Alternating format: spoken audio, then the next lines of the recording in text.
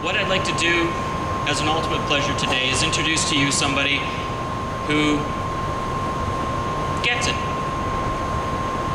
Sue Stiles is an entrepreneur, a mom-entrepreneur, I most recently heard. She's the author of How to Enjoy Your Work for Administrative Assistants. She's a consultant for real estate agent realtors, I have to say that word correctly, to set up systems and organize their world and make things efficient. She's also a mother of 4. And you know what? In the past, she needed the services of the food bank. So she's kindly said that she would say today. Sue, welcome.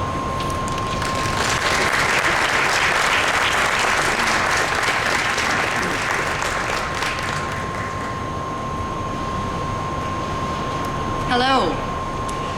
Well, I grew up in Vancouver, and in BC we kind of have a guy who's known as Canadian Donald Trump, not really, but his name is Jimmy.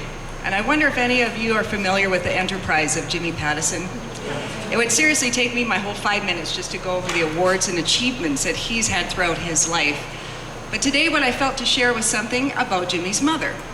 You see, she was adopted at 6 months old. She grew up in Major, Saskatchewan, and although Jimmy and the family knew this, they never really talked about her adoption. However, he had some lingering questions, and when his mom was 57, he found a little address of the place of his biological grandmother, and he took the opportunity to take a trip down to Connecticut and find this address and go up to the door and knock on it and wait. And soon a little old lady opened that door and she asked Jimmy into her house and into her heart, and she answered his questions. You see, when she was a young married woman, they had 4 children and they were very poor. But they didn't really know that because everybody was poor in those days. However, her husband left the family and went to Florida, and he left them to fend for themselves. She was alone. She had 4 hungry and scared children to take care of, and she had no support. There was no food bank, there were no social agencies, there was no money for her. And so she was forced to make an unbearable decision of having to give away her 2 youngest children. Her 6-month-old baby barely weaned, and a 1.5-year-old daughter also. And they went to live with other families, and that was how Jimmy's mother, Julia, came to be adopted. But they grew up, and life goes on in Saskatchewan, and she met her husband, and they had a son, Jimmy. And Jimmy was the kind of kid that always had an idea. You know him with his cars. He always loved cars. He always had an idea for business. In fact, legend has it that when he went to university, he used to drive a car to school, put a for sale sign on it, and by the end of the day, he'd have the car sold, he'd take the bus home, and do the same thing again. And actually, that is how he paid his way through school.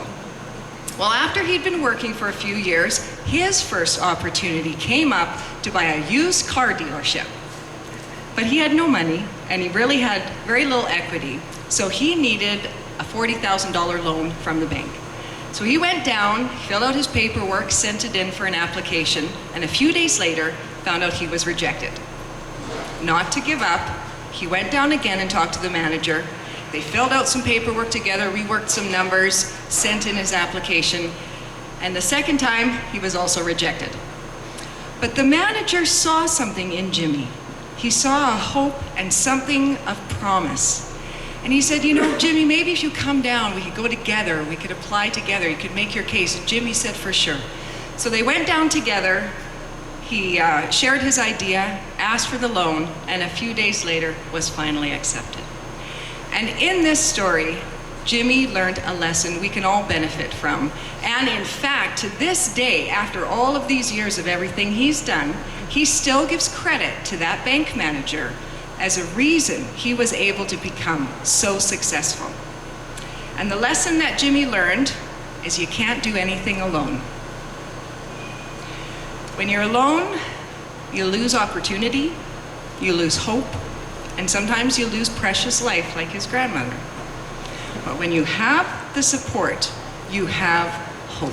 And with hope, you can become successful and you can do anything you put your mind to it. And I share all of that just to say thank you. Thank you that I could come to the food bank, that I had enough food for me and my 4 children. I did not have to give any of them away. We survived through this support and the support of some other things. We've come through it together. And in fact, this month of October is my last month in bankruptcy. My 7 years of bondage is over, and I feel released, and I feel like I can go forward and become successful and do something to leave a heritage, not only for my family and children, but for my community. So thank you. Thank you so much for the support.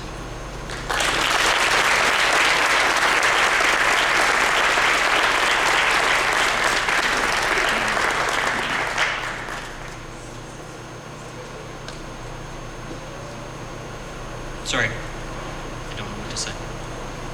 Thank you very much.